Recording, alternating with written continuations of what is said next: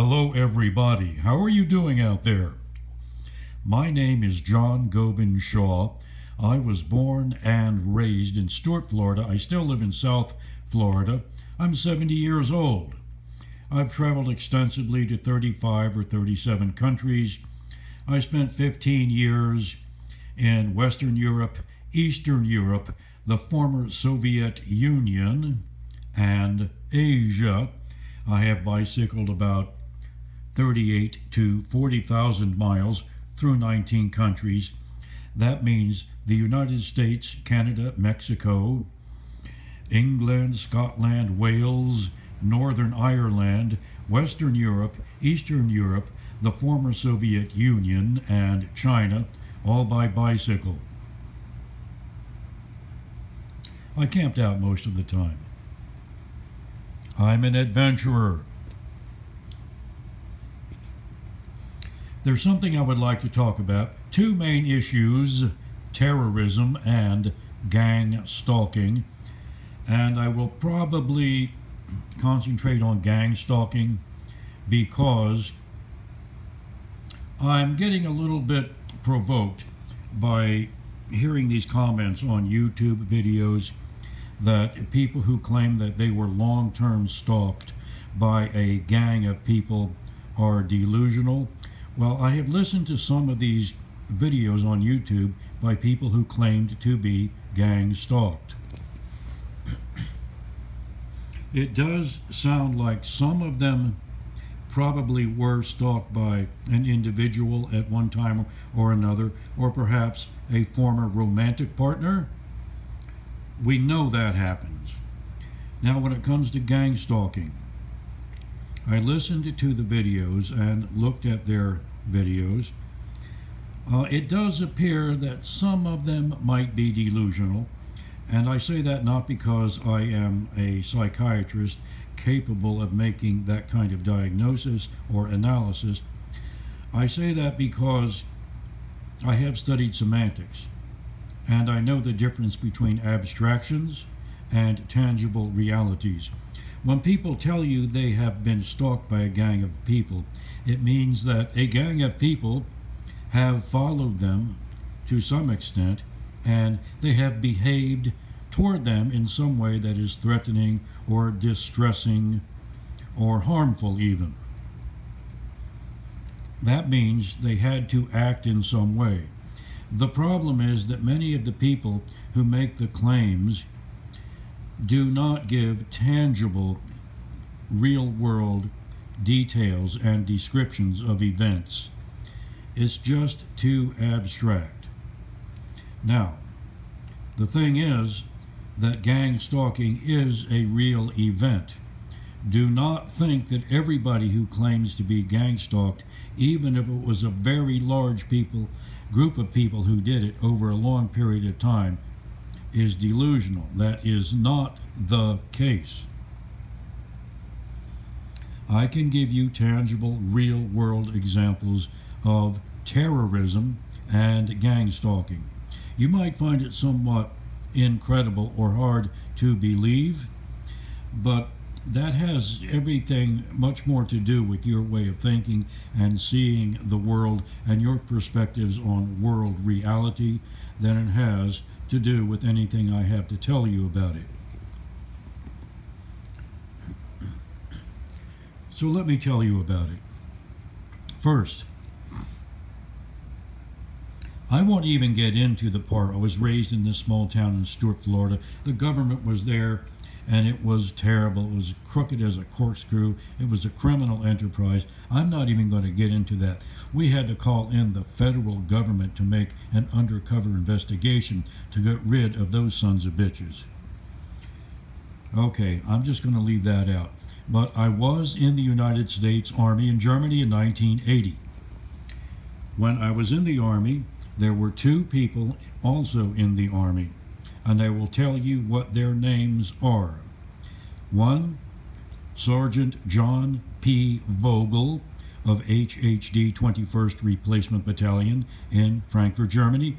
The other, Specialist Stavronakis of HHD 21st Replacement Battalion in Frankfurt, Germany. These two people threatened me with terrorist threats. This is not to libel them in any way. This is not to mislead. These people made threats. They made 6 months of explicit, detailed felony terrorist threats. They insisted repeatedly that they had been in contact with terrorist cells in Europe. This was what they told me. They said that 2 terrorist events had been arranged and guaranteed, and they used that term, arranged and guaranteed, many times. Also, keep in mind when I tell you all these things, this is a very brief, shortened account of what happened. I have a written account of all this. It's over 54,000 words, and it could easily go to over 60,000 words. So keep in mind there is much more detail to this. I am just going from main point to main point. They told me that 2 terrorist events had been arranged and guaranteed.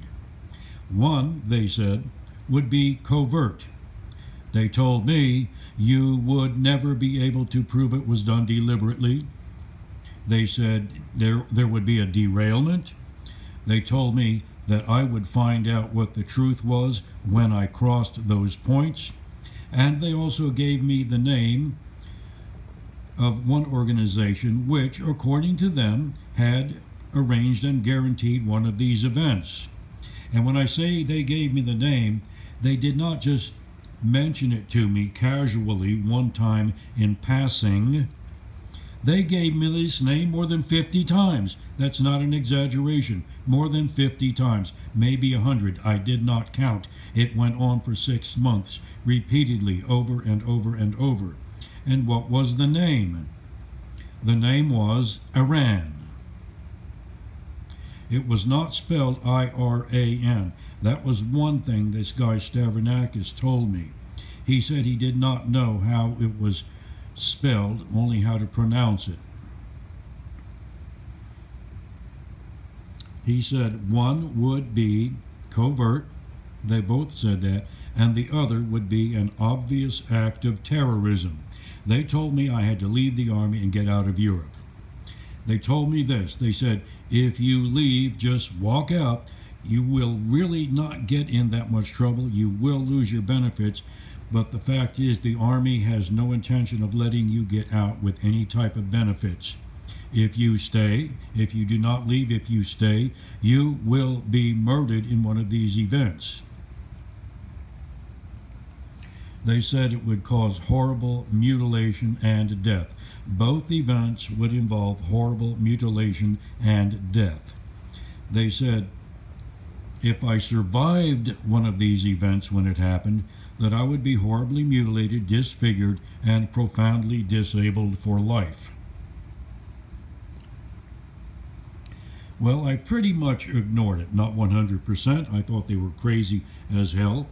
But then again, I was from a small town in South Florida.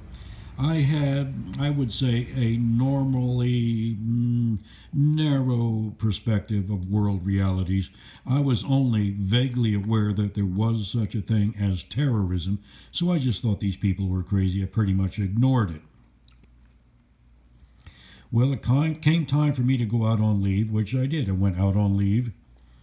And the fact is, both of those events happened just as they had described. I got caught in the first one. That was a train derailment in Ireland on August the 1st, 1980. It killed 18 people and injured 70. Now, when I got on that train, I made a deliberate, conscious effort to position myself in such a way that I would be most likely to survive it, just in case it really did happen. I had already told my roommate, Jimmy Rowe, in Frankfurt, that they were going to derail my train. We talked about it for a while, and I decided that if they did it at all, the derailment, that would be in Ireland. Well, there I was in Ireland in a train derailment. Well, how did they derail the train? They put a set of manually operated points on the track and set the points to move the train off the tracks. That would not have been so bad if it had not been going 70 miles an hour. They have a report. They called it an accident, and if you want to look it up, it's probably on the internet.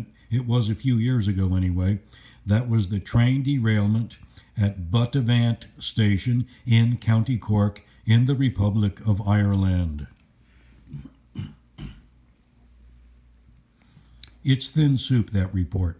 If you had heard all the threats, the way they were spoken and detailed and explicated, there was no way any moral, decent, honest person would accept their explanation for derailing the train and calling it an accident.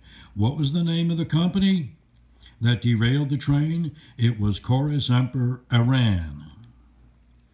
The second event happened the next morning. That too was in a train station. It was a powerful bomb explosion in the main train station in Bologna, Italy. That killed 86 people and injured 200. That was an obvious act of terrorism. Okay, so we have 104 people killed, 270 injured, both in train stations on my line of travel, and the company that derailed the train just happened to have the word Iran in it. Very interesting. So I turned back away from my trip and I went back to my duty station, which was at that time on Rhein-Main Air Force Base just outside Frankfurt, Germany. Of course, I suspected some wrongdoing. This was organized crime and terrorism, no question about it. I started to complain about it. I had made some complaints before I left on leave. It was ignored, so I started the complaints again. I don't want to go into the details, but it became clear that they were going to protect these sons of bitches from arrest and prosecution. I said, fuck this, and I stopped following orders and started screwing off and did whatever I could to get kicked out of the Army. I was not going to stay there and work alongside these terrorist motherfuckers. I ended up back in the United States. Okay. I wrote letters all over the goddamn place. I wrote letters to the two most widely distributed newspapers in 20 states, FBI, CIA, Secret Service, White House, governors, congressmen, senators, even the National Enquirer in Boca Raton, Florida. I wrote there. I even wrote to newspapers in Europe. I even wrote to a newspaper in Kabul, Afghanistan. I got very little in terms of meaningful answers.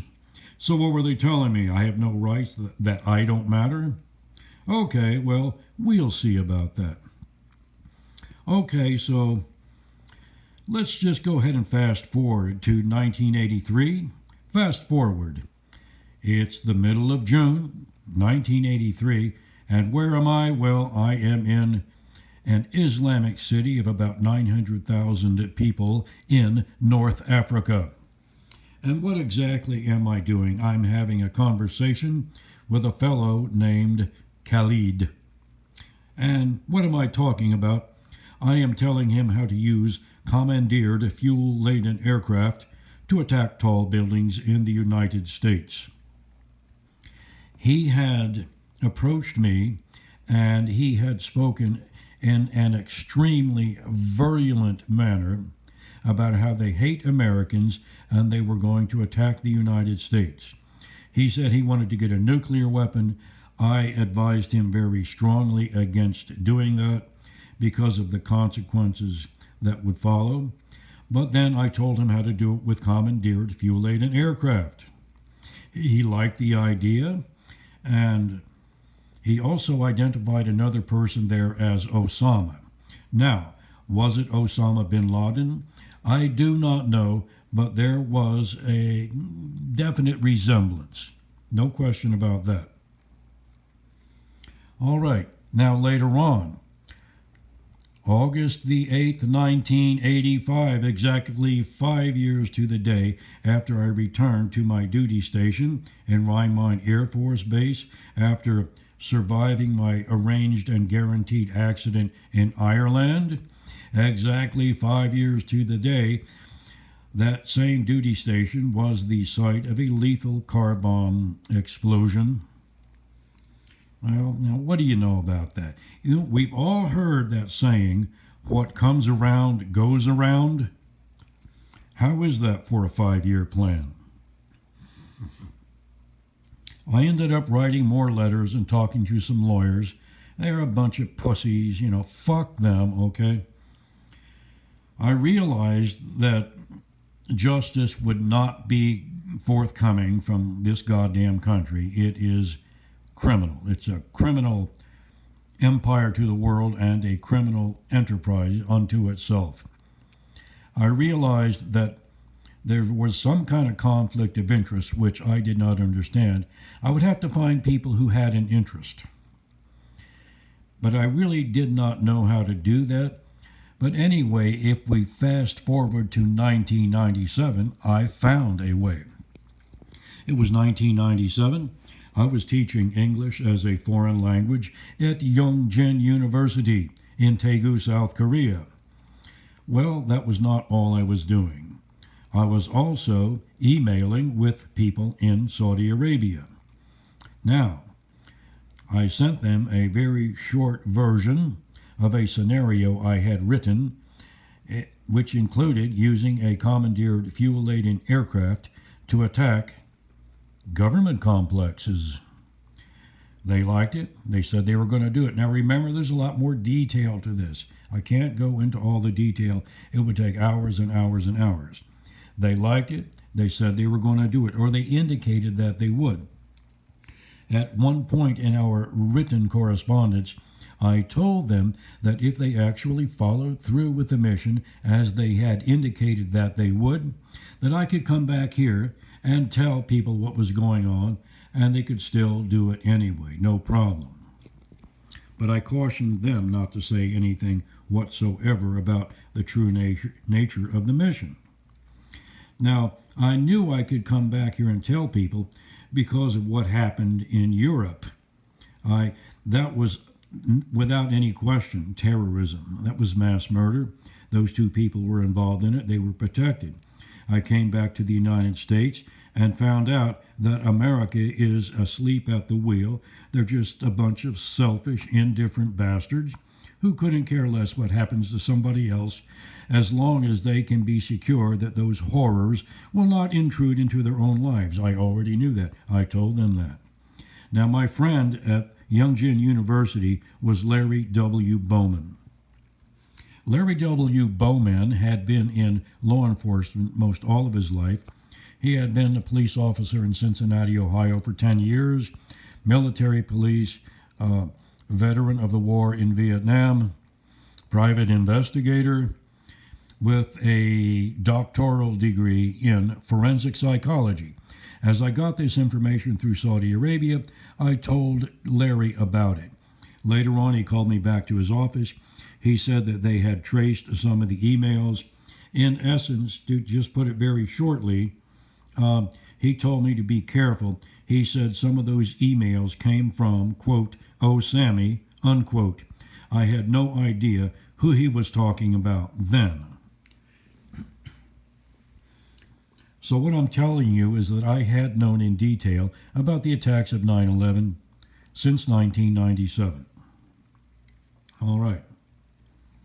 I got back to the United States. I started telling people. Well, I did tell about 60 people in Korea, 18 people in China, and so forth. I got back to the United States. I started telling people. I went to my hometown of Stuart, Florida. There was a deputy sheriff there I knew. He'd been there for decades. I knew who he was. I didn't really know him personally. And I gave him all the details about the people from Saudi Arabia, how I had come to communicating with them. And I told them about, the commandeered fuel-laden aircraft, the Saudis, the World Trade Center, the Pentagon, the United States Capitol building. I told them when it was going to happen and so forth. I told them that they were aware of this area in South Florida and that they might be here sometime. In my correspondence, I told them that if they did not already have people with the necessary training to take care of the technical aspects of the mission, such as, flying the planes, that they could come right here to South Florida and get the training here because they have flight training schools here. Okay, so I laid it all out on the table to this deputy sheriff, and all I remember is he really wasn't interested. He kept looking at his wristwatch, and he just got up and left. And when he left, he asked me what I wanted him to do with the information. Now, I've never been in law enforcement. I don't know why he asked me that. He's asking me what he is supposed to do. Well, I know what the law said that he was supposed to do. The law said that he had to report that to the local field office of the FBI. Well, I did check that later. He did not do that from what they told me. Also, there was a detective, 25 years, last name Osborne. I think he was doing some work for the Department of Corrections in Florida. Just like with the deputy, I laid the whole thing out on the table to him. He sticks his finger up in the air, twirls it around, and mocks me. He says, "Yeah, sure. I suppose they're flying around here right now." Well, I had a few words with him after that, and I left. I told about 15 people around Stuart, Florida. It was a waste of time.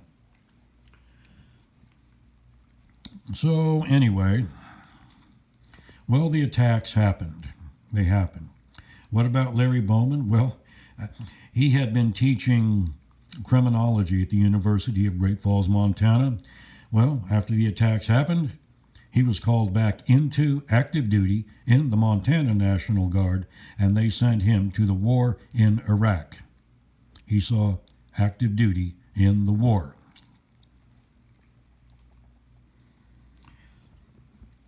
All right, the attacks happened, and of course, images of the attacks, the airplanes flying into the buildings, crashing down, the Pentagon in flames, took center stage in just about every form of media, countrywide. Also on YouTube. So I went on to YouTube and I mentioned to some of these people, listen, I had known about these attacks in detail since 1997. Well, typical of these goddamn stupid, narrow-minded fucking Americans, they're on there telling me I'm crazy, I'm delusional, I don't know what I'm talking about, I'm lying just to draw attention to myself. Okay? All right. You people cannot accept reality. You have to twist it around to your own narrow-minded thinking. All right.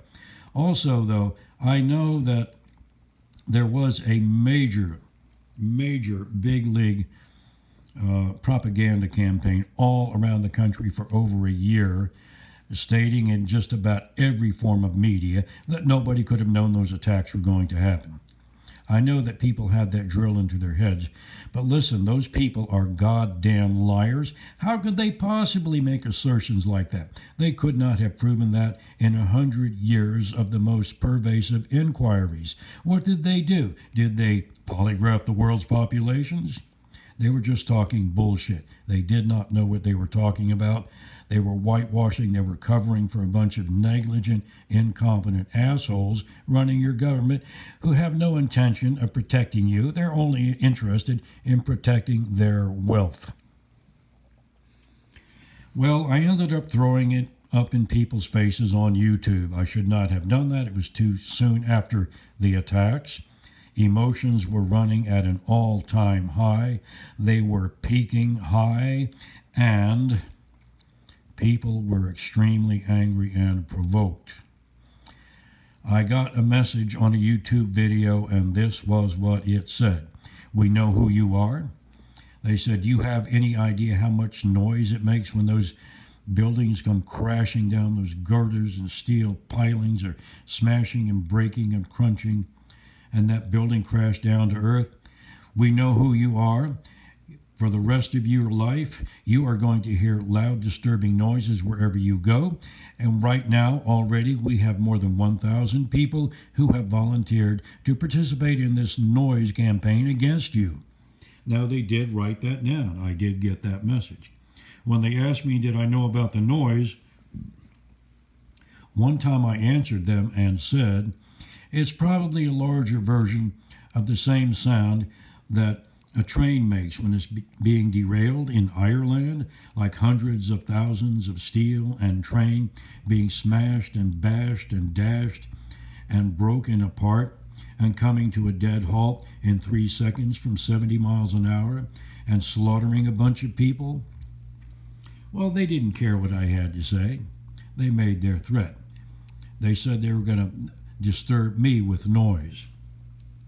Now the question is, did what they say have any real meaning in the world in some tangible way?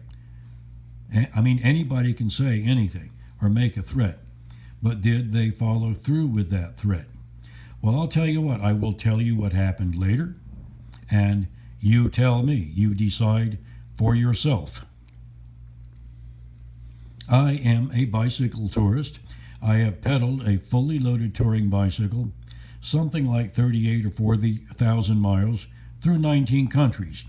And what that means is the United States, Canada, Mexico, England, Scotland, Wales, Northern Ireland, Western Europe, Eastern Europe, the former Soviet Union, and China. That's what that means. Camping most of the time. I loved doing that. I don't do it so much anymore. I'm older and I don't feel as well as I did before because I got poisoned by these goddamn sons of bitches, and I'll tell you about that later. Okay, I was on a bicycling tour from southeast coastal Florida to San Diego, California. Now I'm going to tell you how these no good goddamn cowardly sons of whores did this.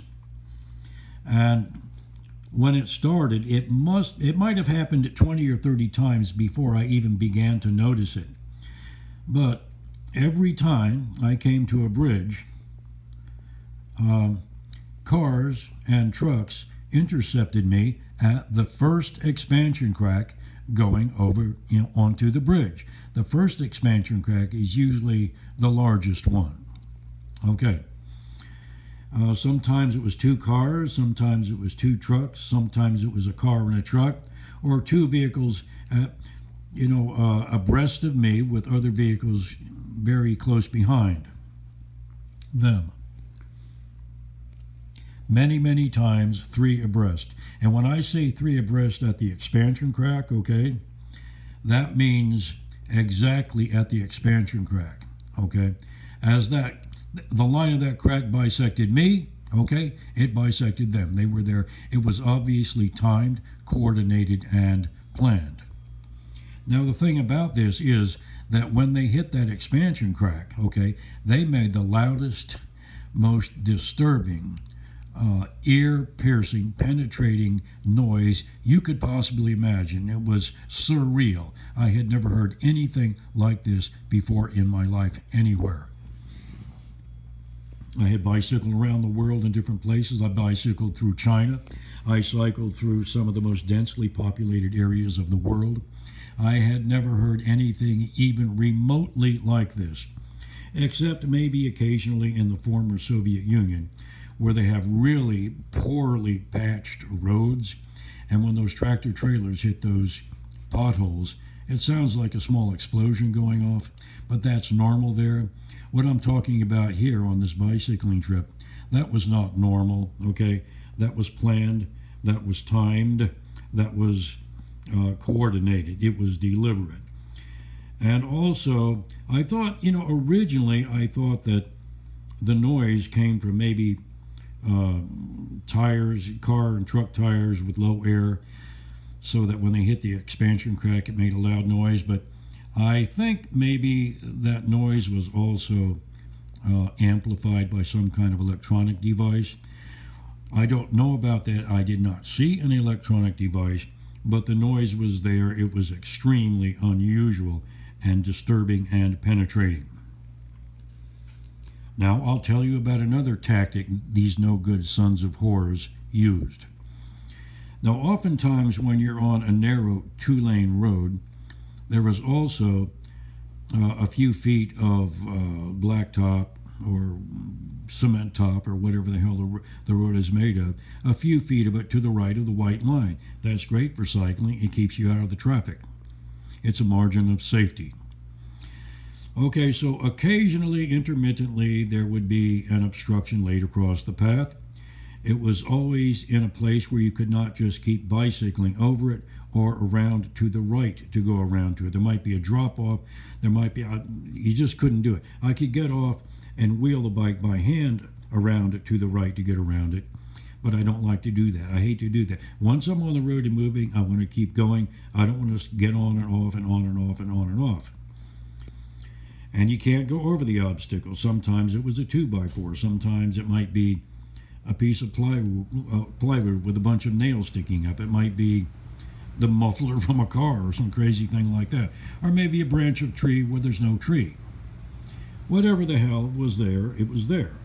And so my choice was to swerve to the left, to go out into the motorized main section of the road, to go around it. Well, there was a problem with that. And I'll tell you what it was. Every time I came to one of these obstructions, vehicles would show up, and I would be exactly 3 abreast with them. It might be 2 cars, a car and a truck, 2 trucks. Okay, exactly as I got to these obstructions, every one. Now, you know the situation I told you about at the bridge? That happened at every bridge. I'm not exaggerating to make a point here, okay? Every bridge. That means every bridge, every goddamn bridge across the continent of North America. That's not an exaggeration. The same thing with these obstacles, every goddamn obstacle across the continent. I did not count the number of obstacles I encountered. If there were 100, it happened 100 times. If there were 150, it happened 150 times. Exactly like that. And I would be 3 abreast with these vehicles. I will say one thing. Occasionally when I came to one of the obstacles, there would be only one vehicle, but every time there was only one, it came up from the rear, so it would be in my lane. Now, what happens if you swerve to the left to go out into the motorized section of the road and there are 2 vehicles coming along in a narrow road? You get the point? Okay. Now, another way, I still thought at that point, maybe it's just my imagination. Well, there are some parts out in the western United States where you can ride a bicycle on the interstate. I was headed west. I got on the interstate many times. When I did, I watched for this 3 abreast phenomenon.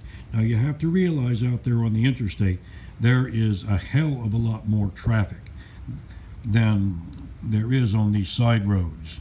I mean, in those side roads you might not see one car 20, 30 minutes at a time, but every bridge, every obstacle, the exact same thing. As I told you, all the way across the continent. There might not be any traffic for 30 minutes, but every bridge, every obstacle, the same thing.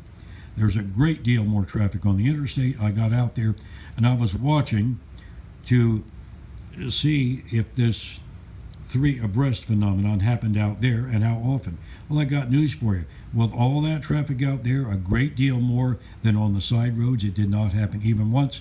I kept watching for it. I finally got tired of watching for it and forgot about watching for it and just kept going west. Okay, so I'm now in one of these western states, and I really don't remember exactly which state it was. I'm just going to say Texas right now. But I had a slow leak on the back tire of my bicycle. So I pulled off the interstate and found this little convenience store just off the interstate. And I went in there and I pushed the bike to the outside of the convenience store, leaned it up against the wall. Was thinking about, patching the flat tire.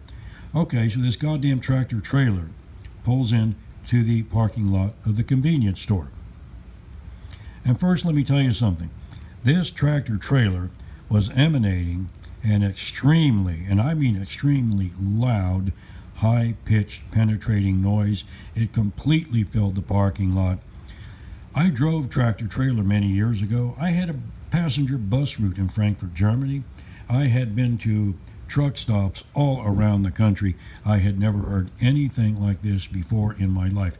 Nothing remotely like this. It was jaw dropping. It was astonishing. I was standing there at a distance, looking and inspecting this truck from the outside, asking myself, what in the goddamn hell is making this noise? There was nothing that I could see, but it was extremely unusual. Okay, so this idiot, this guy, he gets out of the cab of the truck. He looked to me maybe 50, early 60s or something like that. As far as I know, I had never seen him before. He was a total stranger. He walked all the way across the parking lot, directly up to me and said, "We lost friends on 9/11." Okay, there's more detail. I'm not going to go into that. You're getting the picture here, okay? Later on, I'm in California, and I am on Highway 78 near the town of Glamis. Anybody who's been to Glamis knows in that area that 78 is a narrow two-lane road. It may have a very narrow side lane in some places. Okay, so I'm going west, and along come these two tractor trailers. One's going east, the other's going west. These tractor trailers look different from other trucks out there on the road.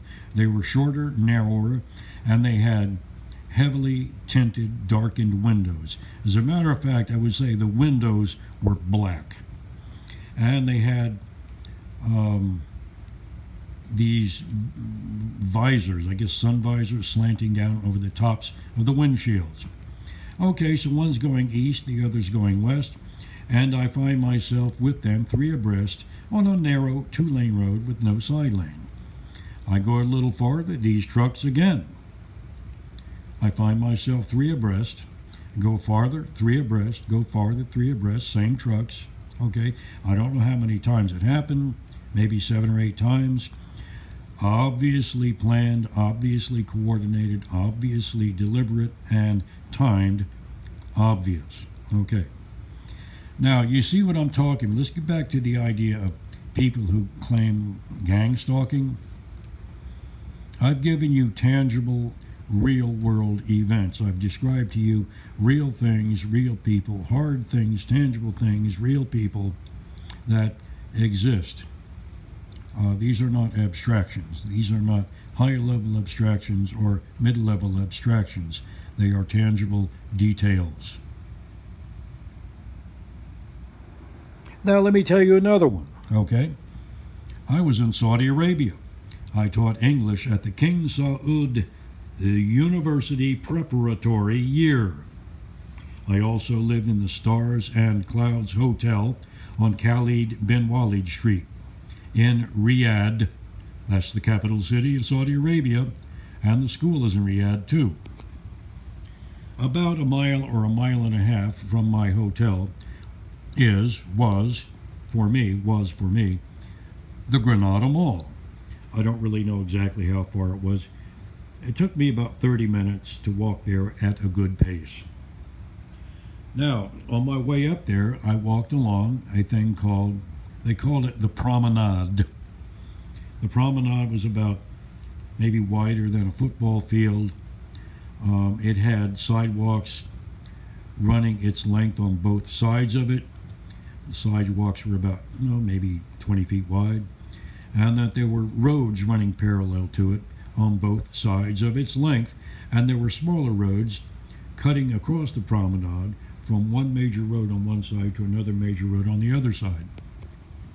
So I would walk up to the promenade on weekends and go to the Granada Mall. Well, what happened? I'm walking along one day, and I finally realized that every time I came to this little crossroad intersection, a car would come along and kind of looking to run me down. In other words, I had to run forward or fall back. If I did not run forward or fall back, I was roadkill, okay? That's the way it looked to me. And it finally dawned on me that had happened about 7 or 8 times. I thought, am I just imagining this? What the hell's going on? So the next weekend that I walked up to the Granada Mall, I was watching for it to happen again. I get to that intersection, and what happens?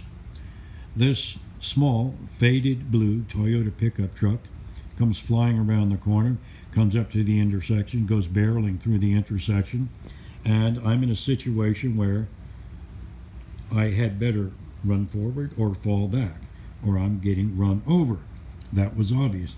The guy just barreled through and kept right on going no matter where I was. The next intersection, I watched for it again. The same thing with the same small, faded blue Toyota pickup truck. And the next weekend after that, the same thing. That went on and on and on and on. The same truck, the same person, same little intersection. Okay? That does not happen by random. The fact was that they had me under some kind of surveillance and they were timing it to intercept me at that little crossroad. That's stalking.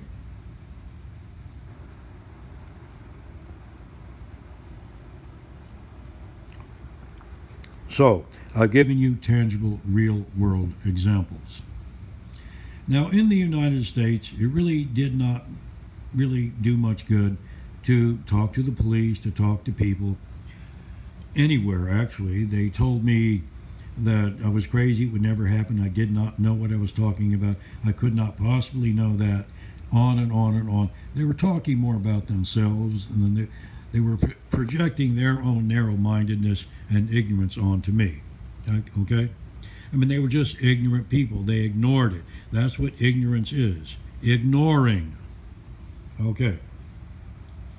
So what could I do? Well, there wasn't much I could do if they wanted to ignore it. I did not go out of my way to alert the Pentagon. I told you what happened in the Army, how those people were protected from arrest and prosecution. I did not make one single solitary phone call to the Pentagon. I could have made 100. I did not make one. I think you understand why, what I'm getting at here. Now, about the stalking, I did contact the FBI. And I'll tell you what I was told from someone in the office of the FBI in Miami, Florida. Quote, "The FBI is not going to help you, Mr. Shaw," unquote. Okay, so they don't want to help me. Well, I mean, who in the goddamn hell do they want to help, okay? I mean, the FBI in Miami, Fort Lauderdale, are under lawsuit. Why? Why are they under lawsuit? Because they ignored many valid tips and warnings about some guy named Nicholas Cruz who murdered 17 students and injured many more in the Marjorie Stoneman Douglas School in Parkland, Florida. I live near Parkland. I mean, you talk about negligence and incompetence. I mean, they contacted the police and the sheriff's department 39 times. The police knew of his threats. This kid had been bragging for a long time and threatening he was going to go to that school and murder students there. The police knew about it. The school resource officers had been told about it. Teachers knew about it. The students were scared shitless. They were concerned. This guy's own mother was moved out of the house. She was scared to death of him. Okay, now, did they put him in a position after felony threats? I mean, those are terrorist threats this guy was making. Did they do anything to put him in a position that he could not do that? No, they didn't. They just let him go ahead and do it. Okay? The point being that just because police get information and they don't act on it, it doesn't mean that they are right, okay? What it means is that they are negligent, incompetent, and malfeasant in the discharge of their duties. That's what it means. I mean, I've been facing that all along in this 9/11 thing and the stalking. Okay. I could tell you certain other things about myself. For example, I was at the release of the American hostages from Iran, where I met Jimmy Carter and Secretary of State Muskie. I met Mehmet Ali Aga in Frankfurt, Germany. Let me see. I was at the British Embassy in the capital city, Sana'a, Yemen, when militants attempted to assassinate the British deputy ambassador. I was also teaching English at the Yemen College of Middle Eastern Studies when snipers showed up not far from our school and murdered about 50 peaceful demonstrators and wounded upwards of 300 more. I met Timothy McVeigh in Stuart, Florida. I believe it was 1994. We were in a donut shop in Stuart, Florida. It was about 2 in the morning. Believe it or not, I was talking about using a commandeered fuel-laden aircraft to launch an attack against government. And he told me that they were building a fertilizer bomb. He had somebody with him. The conversation turned to the militias. There was a lot of news about the militias in those days. And, I downplayed the militias. They were running their mouths, but they never do anything. And he said, we are not militia. We're not just talking. We are really going to do this. We are going to attack government. He did not say anything about Oklahoma City or any particular target, only government. That was as specific as he got with it. His mother lived about 15 miles from that donut shop. She lived in Fort Pierce, Florida. His sister lived in Pembroke Pines. I had no idea who he was at the time. I just thought he was another guy letting off steam. Well, he let off steam all right, but he let off a lot more than that afterwards. I really didn't even know he was until 2002, about 8 years later or so. Anyway, I was on an anti-stalking forum with Gavin Eugene Long, and I think I may have met Omar Mateen when I was in Saudi Arabia. As a matter of fact, I'm not saying this for sure, but I think he may have attended my English class there one day, only once. And there was a talk about homosexuals, and somebody was talking about shooting them. And that is not a lie. I would take a polygraph exam on anything and everything that I have told you in this recording. You have to understand one thing about Florida. Law enforcement there is terrible. It always has been. I was raised in a town where it was like that. I was raised in a town where they had pedophiles living freely in the community after they had been complained about and caught with evidence and testimony of witnesses. They were living freely and protected by police from arrest and prosecution, while at least one of their child victims was later tortured to bloody pulp. And I mean tortured to bloody pulp. That's exactly what it means. That's not an exaggeration. So all these things happened, and what can you do about it? Really? Most people are selfish and indifferent. They couldn't care less. Nature's true noble men and women are, in fact, few and far between. Often people will give you a reason behind the actions that they take, but it is also true that often the reasons they give you are just, candy coating for what is really, or what are really nasty motives, underlying ulterior motives. This is a very dangerous, it's a vicious, it's an uncertain world. And I want to ask you something. Look at the people who have been leading this civilization at the top, okay? If they are so goddamn intelligent, why is it that these great lions of industry and progress have put us on the road to global warming, rising sea levels, an uncertain future, and the possibility of a partial extinction or total extinction of the human race? All these things are very real. If they are so goddamn smart, why are there so many extremely horrific negative consequences to all this wonderful progress they have brought to mankind? The fact is, it really isn't so intelligent after all. It may have seemed so in the short run, but that was only a greedy, headstrong lunge for anything that would work in the short term and bring in profits, regardless and indifferent to the future generations and the consequences that would ensue for them. Well, okay, I've told you what I've had to say.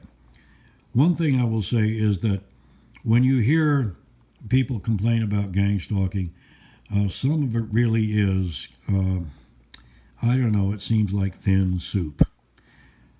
I listened to several of these videos, and I watched one where the guy said he had a video of absolute proof of gang stalking. It was absolutely nothing of the kind.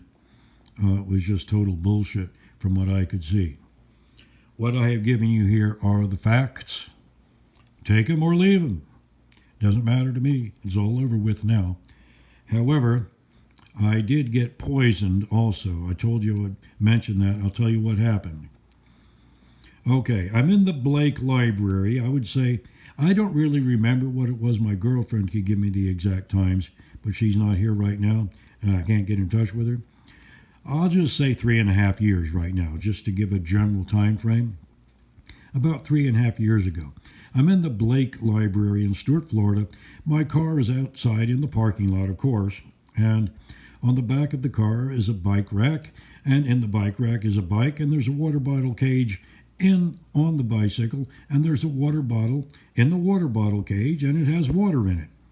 That's normal for me with all the cycling I've done.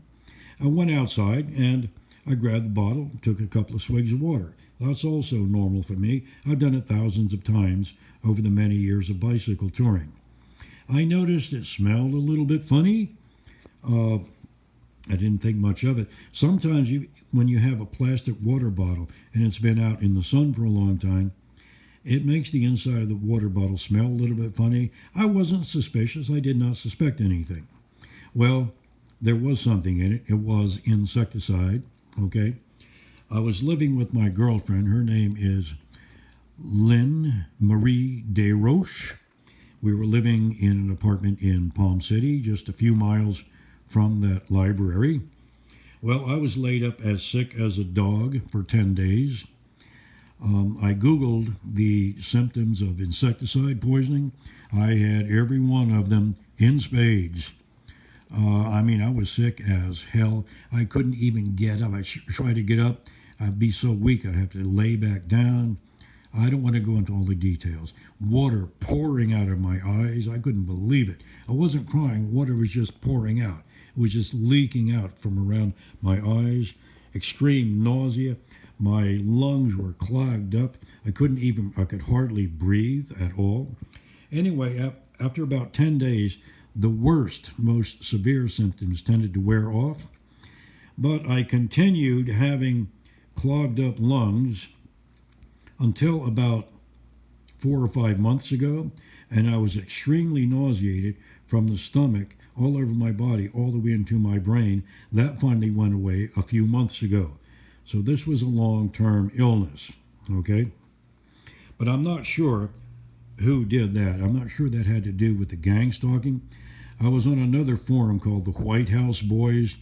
These guys were in some kind of institution, and they were talking about how they were abused. Well, I had some first-hand knowledge about it, and I realized that they were lying by exaggeration, lying by omission, and lying by complete fabrication.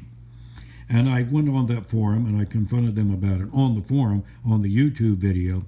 And after a while, somebody made some really nasty, vile statements against me. And they said I was going to get poisoned, and they hoped I got cancer from it. And that was the granddaughter of Jerry Cooper. I think her screen name was Swamp Lady. I think Jerry Cooper on those White House Boys videos is one of the leaders of the White House Boys. There were 2 or 3 of them. Leaders for the White House Boys means the most thuggish with the most money. Anyway, these things all happened. I still don't feel quite right. I'll never fully recuperate from that poisoning. Of course, they deleted the threat sometime after it was made. They did not want to leave any evidence around. That's attempted murder. Okay. There were also two other events that were one in West Palm Beach, Florida, another in Stewart, that were attempted murder made to look accidental. I'm not going to give you the details. I'm tired of giving details. I know what I'm talking about. This stuff is serious. There's nothing delusional. This is not the product of a deformed mind or whatever some people are trying to say. These were all very tangible, real crimes. That's stalking, that's terrorism, that is organized crime aided and abetted by a criminal government. Okay. My name is John Govan Shaw. I graduated from Barry University and Indian River State College. I've traveled worldwide. I've done a lot of writing. I'm not an ignorant person. I really don't know all that much either, but I know what the hell I'm talking about. You've heard what I've had to say.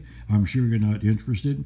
Anybody who listens to this in its entirety, I know what you're going to do. You're going to forget all about it because it isn't happening to you, okay? Well, I did the same thing pretty much with 9/11. I forgot all about it because it wasn't happening to me, okay? It doesn't work out that way, does it? Okay? They should have listened to me when I started complaining after getting back to the United States about the threats and the two terrorist events. They didn't listen to me. Afterwards, I did not help them. Although I will say one thing, I did write to the FBI after 9/11. I reminded them that I had written to them after I got back to the United States after the two terrorist events, the one that I had survived. And they wrote back to me and they said, this was back in like 1980, 81, 82. They wrote back to me and they said, well, okay, you're out of the Army now. If those people follow you and threaten you again like that, let us know right away, okay? So after 9/11, after 2001, I wrote back to them and reminded them of that correspondence. And I said I had known about 9/11 in detail since 1997. If I ever find out about anything like that, I will let you know right away, okay? Fuck the police, fuck the FBI, fuck the government. They don't care about you. They don't care about me, okay? They are in the pockets of a very small number of extremely wealthy people. They are interested only in protecting themselves and their wealth. Okay, I've said what I've had to say, and my name is John Govan Shaw. And if you want to answer me, that's okay. I'll tell you what, I will even give you my phone number. It's 954-348-4352. And I will give you my email address, jpsgs@rocketmail.com. I am not a recent immigrant to this country. Some of my ancestors settled here in 1680.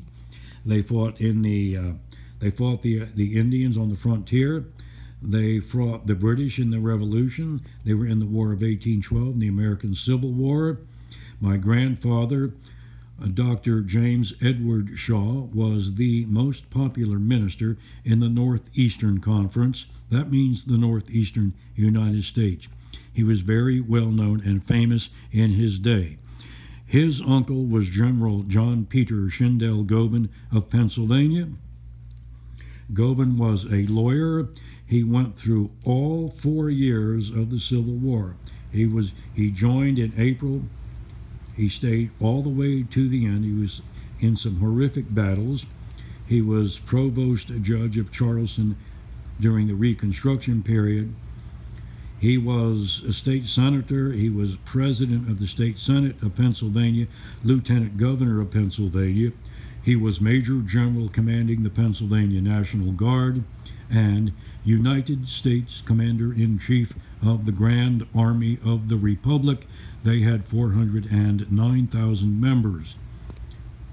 And I had quite a few other ancestors who were prominent in their day, very well known, famous in their day. Leaders in government, leaders in the military, and leaders in the clergy. Okay, I'm just breaking on an hour here. I'm going to call an end to this. I hope that this will be of some aid or help to somebody out there somehow. I need help getting these people who have terrorized me in Europe and gang stalked me in the United States. Does anybody have any suggestion about some really meaningful action that I can take to get something done? Thank you. Over and out.